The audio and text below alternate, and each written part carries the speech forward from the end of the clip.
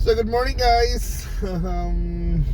Welcome to a rainy day in Cebu, and we are on the Sinulog week. It's a festive week here in Cebu, and we're preparing for the first ever Sinulog in 3 years, and I don't know kung ano ba.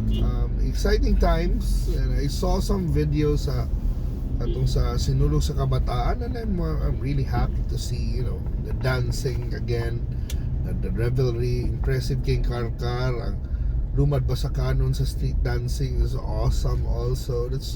Those are the contingents that I usually look forward to watching during the festival. Naguna-una pa ko karon sa ako asa ko mutanaw where will be kaya usay asa ka mag-atang sa una. It was it was basic sa una, cause easy na kay cause Mango Avenue mangita, diba? Sometimes I go even as early as 9 o'clock na anak ko dito sa Redemptorist Church kay musimba ko na Sunday. Nagpabuyag ng tawhana on a Sunday morning na anak ko dito.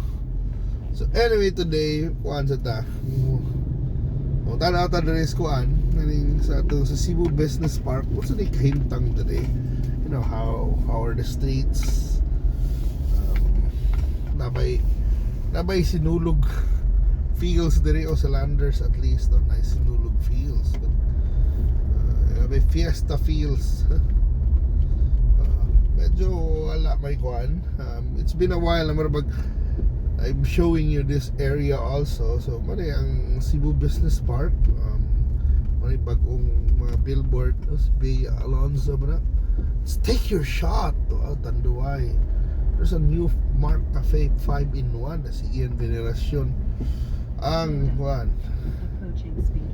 So later makita na to ng mga road constructions sa Ayala, sa nananing diretso on na dalan, para makita ninyo kani Summer Loop o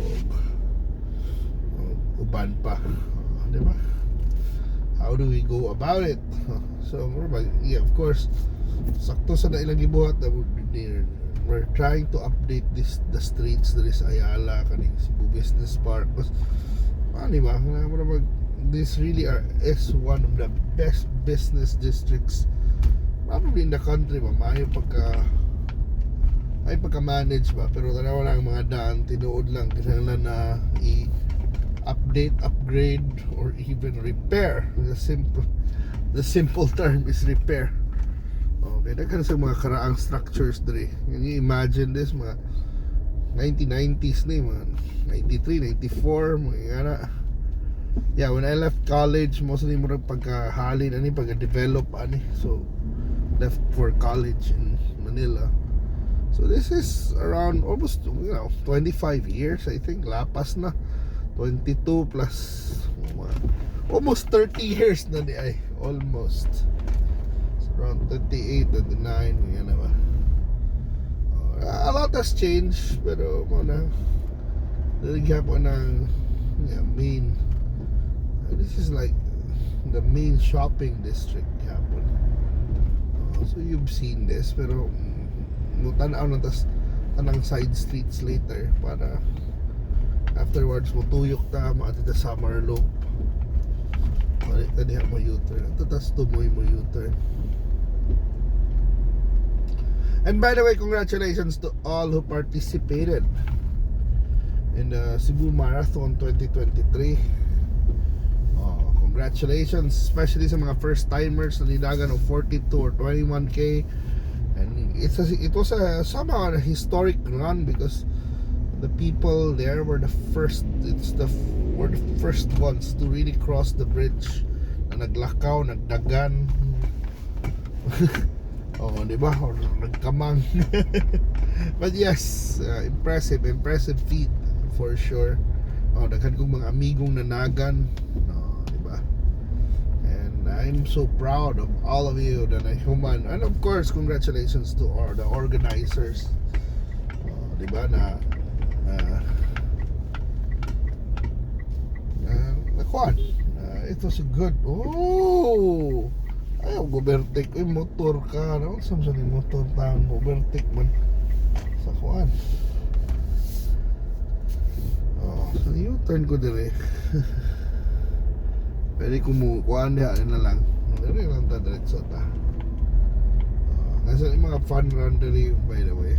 Pero this is Galing Central CBP, Cebu Business Park is one of the best places. Kanang mga free jogging paths, kanang mga free jogging areas. Is mga lisod mga nausahay kung magpadiwang kayo kanang magdagandagan. You need to go to a kanang safe jogging place na di ka maligsan, di ka in a way protected ka, like pavement, ay naikuan, sidewalks, na security, well lit, diba, na open spaces. So I think this is one of the best gihapon. Sa una IT park ko daghan kita mag-jogging na-develop na mga IT park yung ang mga tao na asa na parking na may ganyan ba na di na siya di na siya jogging or running haven. Kaning lugar na kanina po mag-training, magdagan-dagan.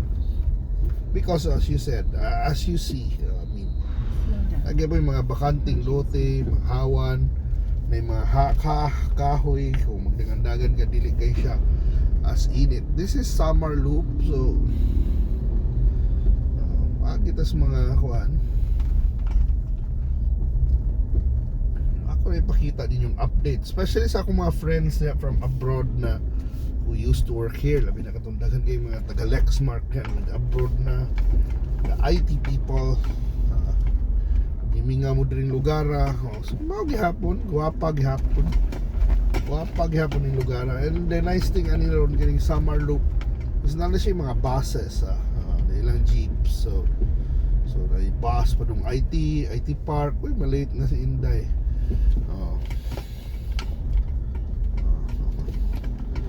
Malate na. May buses IT park padong gali sa Mabolo na magali padong sa Moa, padong Talamban. And by the way kani ang Holiday Inn and Hop Inn, if you want some affordable accommodations diri ka sa Hop Inn. And of course ang Holiday Inn, one of the best accommodation na nalagay diri sa CBP. Doon na ka sa Ayala, walking distance lang. And sakay kag mga jeep.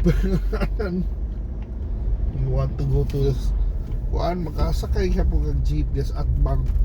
If you want to go to like the Basilica Minor del Santo Niño, so it's a really good spot, a location para for you as a jump off point sa imong mga Cebu road trip or Cebu vacation. So nindot na Hop Inn og ang Holiday Inn. Hop Inn is barato ra. Holiday Inn social na. Mana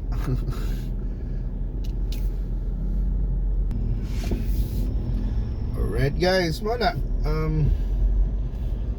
tong kuan lang na nindot Japon ning Ayala pero malay na nag-update ron. So naimbuhi ma-traffic di usahay sa hapon. Kanina daan sarado kay Ayo.